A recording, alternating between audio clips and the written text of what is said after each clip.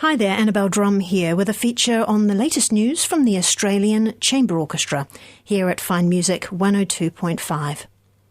Today we'll be looking at the national tour the Australian Chamber Orchestra is just starting out on. They're on the road this week and next week around Australia, showcasing Bach's orchestral works as well as 2 Haydn symphonies. The tour follows the ongoing success of artistic director Richard Tognetti's recordings of Bach, which earned him 3 consecutive ARIA Awards for Best Classical Album. Let's begin the program with Bach's Preludio movement from the Violin Partita No. 3 with Richard Tognetti playing.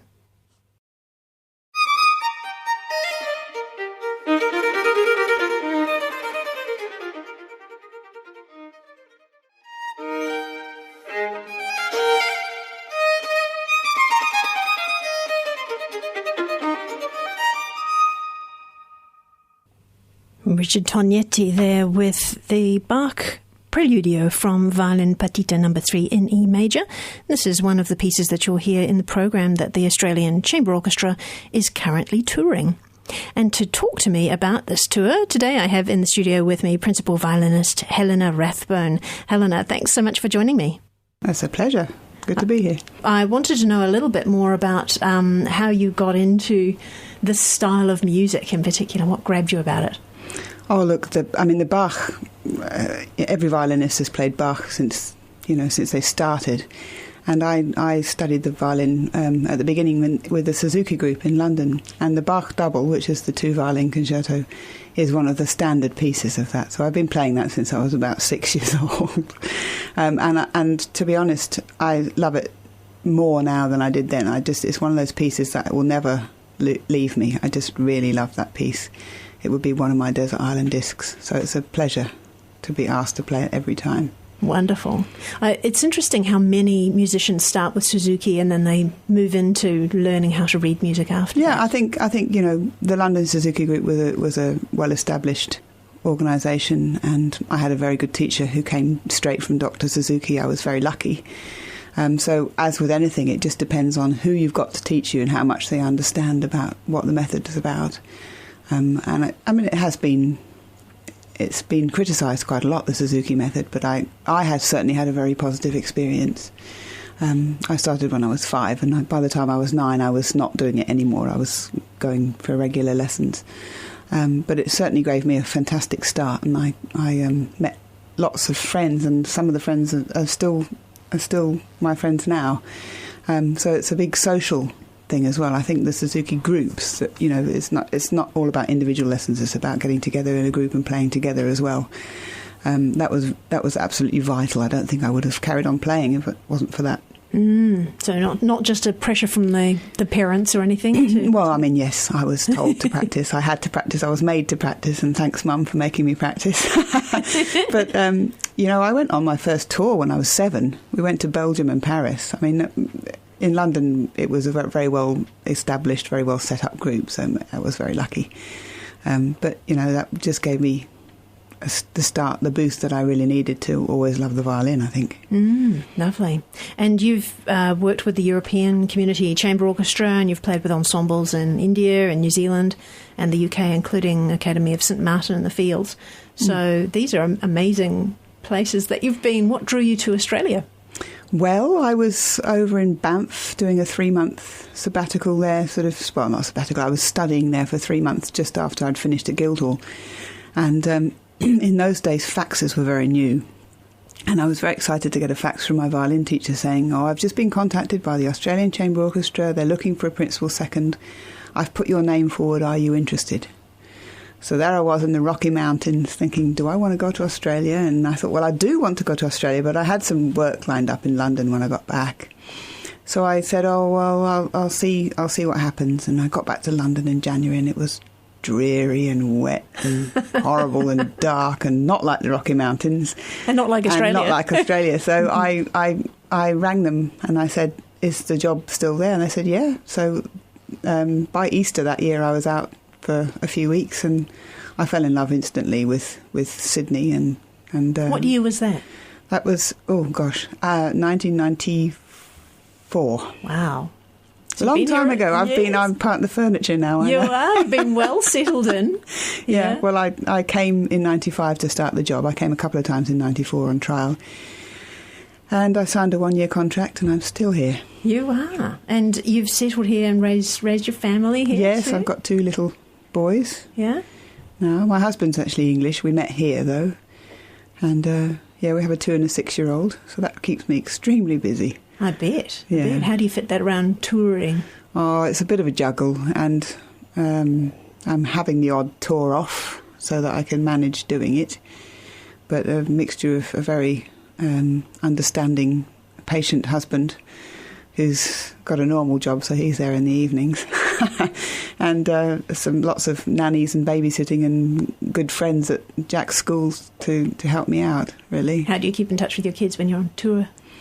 Well, the little one still gets upset if I FaceTime or Skype or anything like that. He gets upset if he sees me and he wants me to be there. Have a cuddle. So I have to wait till he's not there. But the older one is, it depends whether he feels like talking to me really at this stage. How Hi, old Mum. is he? 6. 6, right. Hi, Mum. How are you? Yeah. He's fine. Getting towards the stage where Daddy is the main role model. Yeah, I guess, exactly. Isn't it? Yeah. I mean, it's hard on these tours around Australia. We normally away for about 5 days, and that's just about doable.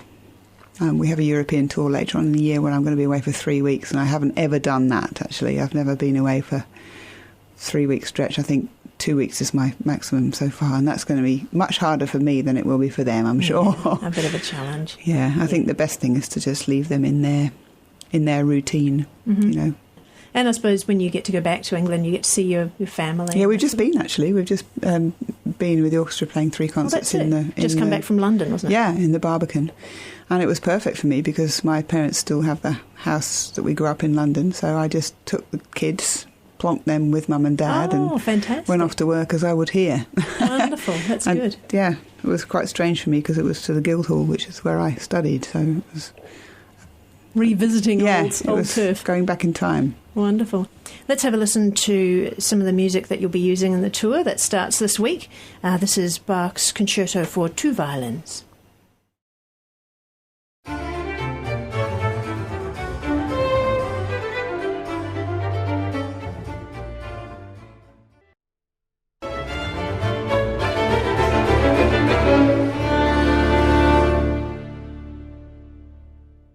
The Australian Chamber Orchestra with Richard Tognetti and Helena Rathbone, who we've got in the studio with us right now, with Bach's Concerto for 2 Violins, which will be played as part of the tour that's running this week and next week. Helena, that second movement is just so lovely. Yeah, it's one of my favourites of all time, that. It must draw a crowd whenever you play it. Yeah, I think it does. We've played it a fair few times together. Because that was a recording of you with Richard Tognetti. Yes. Yeah? It's quite old now. Yeah, it is. A few years ago. Has it changed as you? It always changes. Every time we play, it's different. Yeah. It's just one of those pieces that I think if you really love something, you just bring out something different every time, and it's very spontaneous playing with with another person. You have to sort of spar off each other, and I mean we know each other very well. Richard and I, we've worked together for a long time, so you kind of second guess what they're going to do before they do it. But.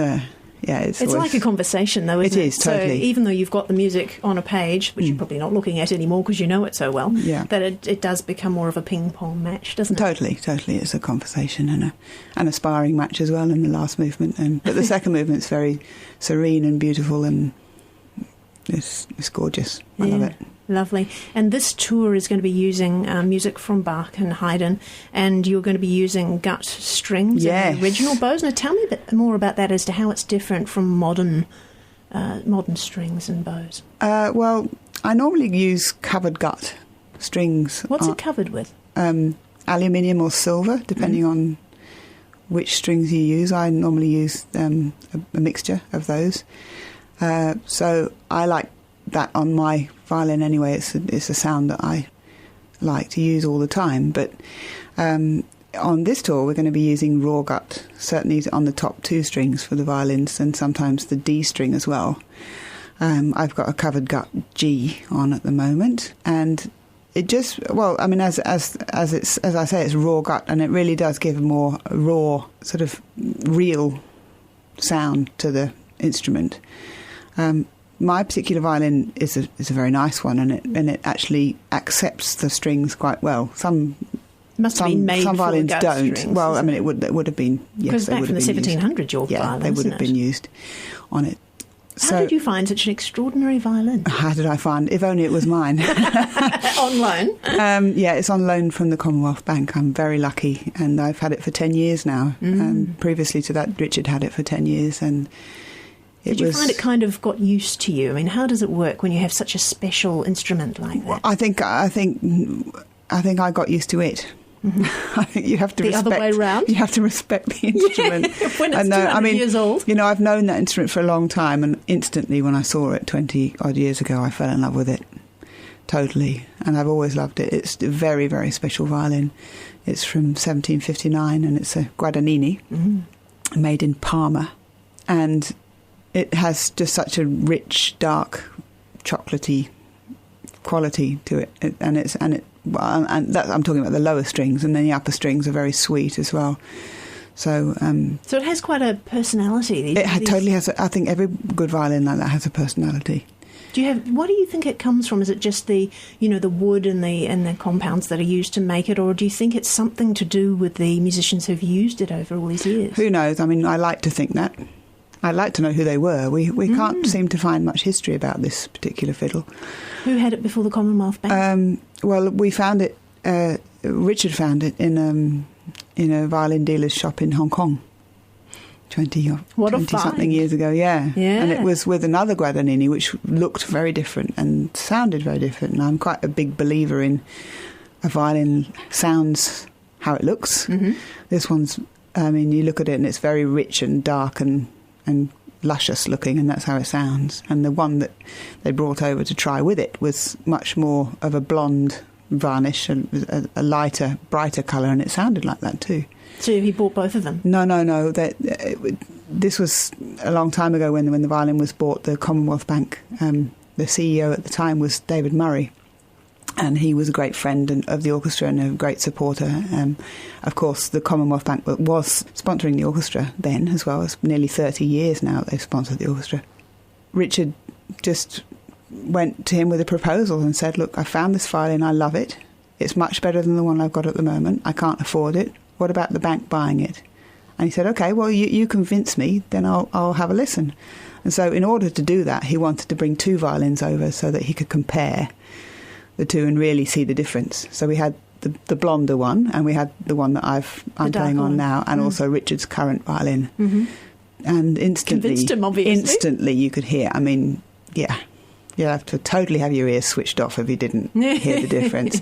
And David Murray was so open-minded and available to, and so he facilitated the bank buying it for part of their fine arts collection. Wow! And they still have it, and they still lend it to the ACO. So we're very, very lucky. Very lucky. Now let's come back to the gut string as well. So I was always wondering, when you have instruments that use gut strings, they must have been designed for smaller venues than what there are now. Yes. You're correct. Does that make? It must make a difference to the volume. I mean, obviously you've got a group anyway, an ensemble. So yeah, you have to be conscious of the fact that a gut E string is not probably going to carry as far, and it's not going to be as bright and as penetrating as a steel.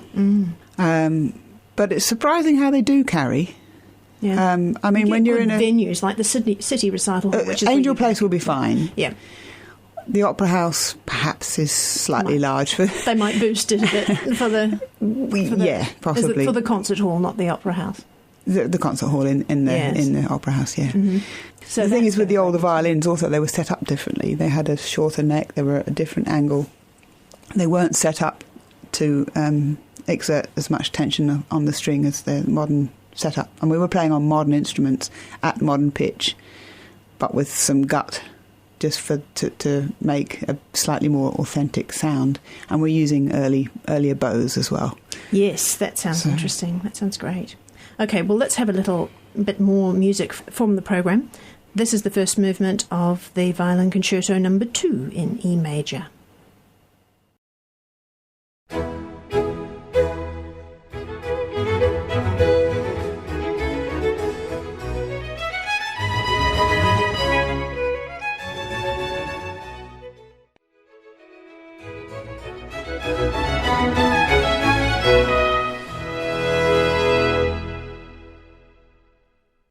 The ACO with Bach's Violin Concerto No. 2 in E major. That was just the first movement, but you'll get to hear the whole concerto if you come along to the ACO concert that we're talking about today with Helena Rathbone. Now, I just wanted to look at your role in the ACO as well. So a while ago when the collective first got started, you were appointed director of that, and that was sourcing musicians from the Emerging Artists Program. Yeah, well, our Emerging Artists Program started 12 years ago now. 12 years ago. Yeah, and after a couple of years we realised that we were going to have a group of musicians, both current and ex-emerging artists, who could form an orchestra. So we put them all together and formed our first, in those days it was called ACO 2. It's now been rebranded as ACO Collective, and did our first ever regional tour 10 years ago. And for 10 years I was at the helm. Yes, I was directing and going around the country to regional centres, and it's just grown and grown and grown and grown, and it's just really fantastic. We're very, very proud of it. Well, it's a superb stepping stone, isn't it, to take the young musicians? Yes, that's exactly what it's meant to be. Yeah, because when in Sydney is not as huge as places like London, so there's not as many opportunities for musicians to come out. They come out of the conservatorium. Yeah, well, it's not just, it's actually Australia-wide, so we go around the whole country collecting. Yeah, collecting the collective. Collecting talent.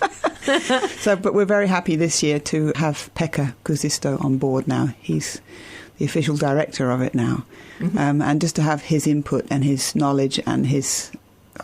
he's a superstar. He's a international superstar. He's a top soloist, so he's an amazing musician and understands totally what the whole collective is about and what we're trying to achieve. So he directs now, and he comes and leads them. But I have... You still have a role. I have a huge role here because I'm on the ground in Sydney, and I still will do some directing and playing with them a lot. And we do lots of chamber music together, and... Yes, I'm a mentor as well, so I'm still very much involved, and I don't ever not want to be. I love it.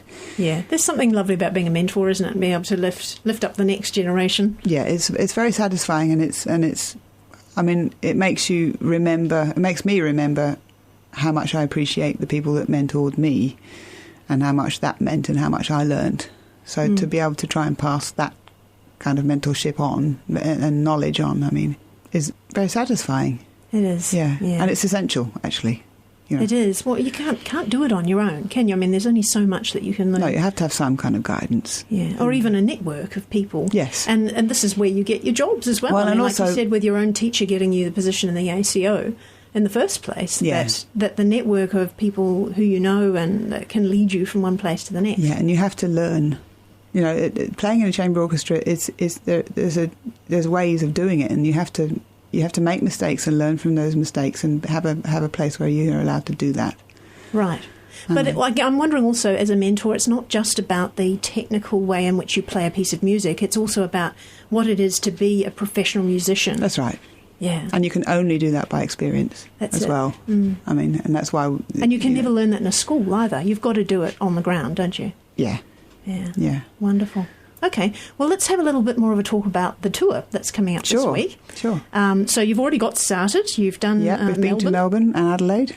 Yep, and you're going to be up in City Recital Hall on Saturday, the 8th of April. That's in the evening, and then at the Opera House on Sunday afternoon. And then Tuesday, Wednesday next week in the evening as well at City Recital Hall. Yeah. Yeah. And we've got a little trip to Brisbane on Monday. Yeah. Anybody wants to pop up there for a concert? Pop up to Brisbane for a concert.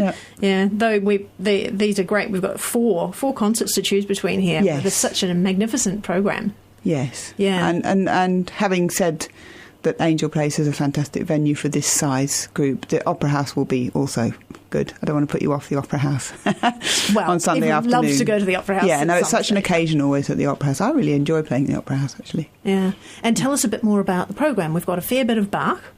We've got a lot of Bach, haven't we? Yeah. We've also got 2 Haydn symphonies. Now, we've got The Philosopher, which we've played many times in the ACO. That's the best known one. Yes, and it's very special because it's got 2 cor anglais, so English horns instead of oboes, which is quite unusual, and 2 horns as well. Was it written for the cor anglais? Yeah, yes. And I think later on he changed it and wrote flute parts instead. I think I read that. Keeping it quieter than a horn. But it's a very special sound, an unusual sound with the cor anglais. And the second one as well? And the second one we've never played before. This is the first time we've played it. And it's number 27. The Philosopher's number 22. This one's, it's very happy. It's in a major key and just a joy.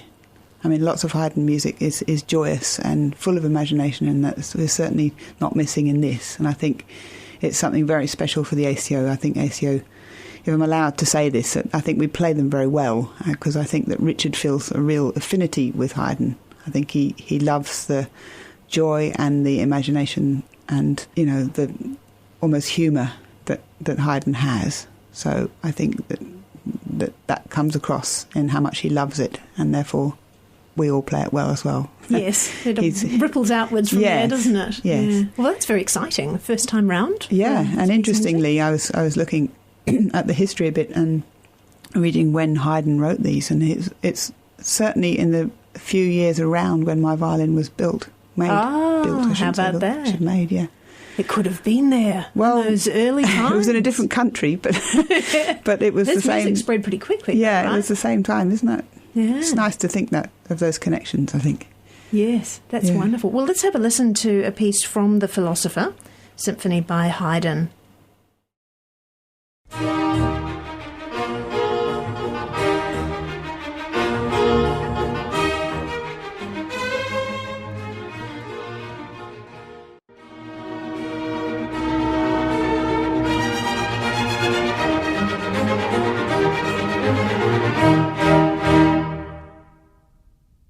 Okay, that's wonderful. So we're really looking forward to seeing you at the City Recital Hall and the Opera House. Yeah, we're looking forward to playing there. Yeah, they're going to be. It's going to be a wonderful program. Thank you so much for coming into. That's a pleasure. Thanks for having me.